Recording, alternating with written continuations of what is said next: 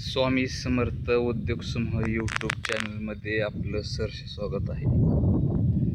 आजचा विषय आहे की मोठ्या ट्रॅक्टरने पेरणी केलेली कशी फसगत होते ही तुम्हाला सांगणार आहे. आज आपण इथं शेजारी दिसतोय का ट्रॅक्टर आपल्या इथं पेरणी करण्यासाठी आलेला आहे. तर थांबलेला आहे. तर जातानीच आपल्याला हा प्लॉट दिसलेला आहे. मोठ्या ट्रॅक्टरने पेरणी केलेली आहे. तर ह्याच्यात चेअर सारं फसलेलं आहे बघा. वरीबीच्याकडंच त्या ड्रायव्हरला नाळा बंद पडलेलाच ओळखू आलेला नाही. तर मी ती खास तुमच्यापर्यंत ते सांगणार आहे, कारण मला लहान ट्रॅक्टरची पेरणी आणि मोठ्या ट्रॅक्टरची पेरणी हाच मोठा फरक आहे. हा बघू शकता आपण.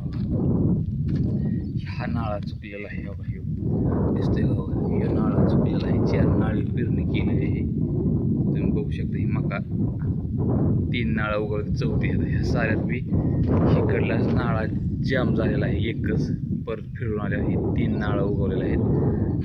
परत तुम्हाला सांगतो 3 नाळा मोकळा झाला कुठं. एका जागेवर मका पडलेला आहे सर्व. तुम्हाला दाखवलं मोकळं. लहान ट्रॅक्टरने शक्यतो पेरणी करत चला. मोठ्या ट्रॅक्टरला नाळ्याला काय गुंतलेला दिसत नाही व्यवस्थित. तर तुम्हाला सांगते बघा, हितनं पुढं नाळा मोकळा व्हायला सुरुवात झालेली आहे. त्या नाळ्याची मका 2 साऱ्याची गुंतलेली होती. ते बघा कसं करायचं ह्या मालकांनी.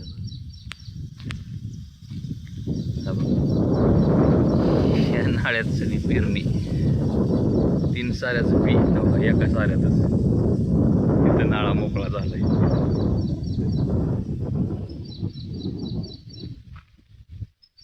पावसाळी पेरणी सध्या चालू आहे. काळवटीचं रान होतं. ड्रायव्हरनी मागं लक्ष द्यायला पाहिजे होतं, ते दिलेलं नाही. तर सांगायचं उद्दिष्ट एकच आहे की लहान ट्रॅक्टरने पेरणी केल्यावर प्रत्येक नाळ्याच्या पाठीमागं जे आपलं जे बी पडतं ते सगळं आपलं वरून शिटावरनं दिसतं. मोठ्या ट्रॅक्टरला ते दिसत नाही.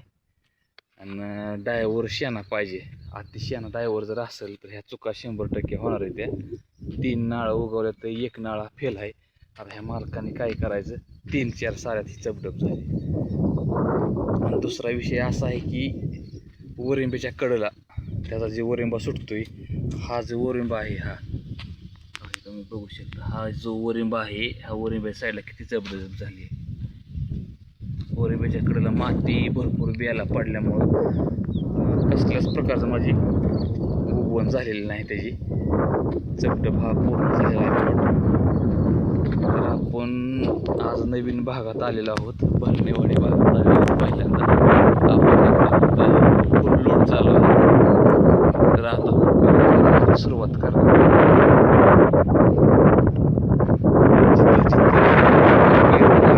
पेरणीला चपटप झाली.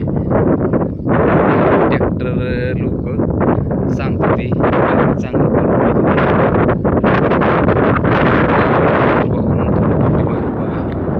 पडतंय का नाही पडतंय, काय होतलंय त्याला, कारण पावसाळ्यात पेरणी चालू आहेत. आता तर खरी रिस्क आहे त्या पेरणीला. हिवाळ्यातली उन्हाळ्यातली पेरणी काहीच अडचण देत नाही. धन्यवाद.